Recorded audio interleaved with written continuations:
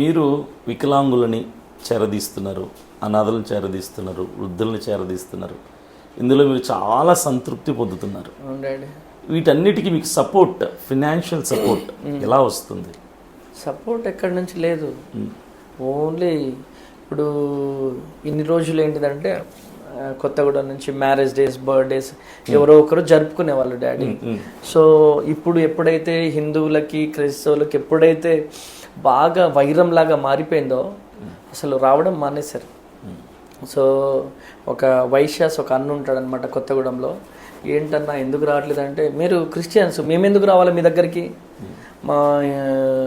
మా హిందువులను మీ పాస్టర్స్ అందరు తిడుతున్నారు, మేమెందుకు రావాలా మీ దగ్గరికి, మేము రామ్, మా హిందువుల దగ్గరికి మేము వెళ్ళిపోతామని చెప్పేసి. మార్నింగ్ కూడా మీరు విన్నారా? మీరు వచ్చారు కదా, సిలువ చూసి వెళ్ళిపోయారు. ఫుడ్ తెచ్చిన వాళ్ళు కూడా వెనక్కి తీసుకొని వెళ్ళిపోయారు. సిలువను చూసి ఫుడ్ తీసుకొచ్చిన వాళ్ళు ఇదంతా క్రిస్టియన్స్ దగ్గర వెళ్ళిపోదాం పదని ఫుడ్ తీసుకొని వెళ్ళిపోయారు. అది సో కానీ దేవుడు ఏ రోజైనా ఎక్కువ కానియలేదు, తక్కువ కానియలేదు డాడీ. దేవుడు బండి నడిపిస్తూ ఉన్నాడు. అది డాడీ.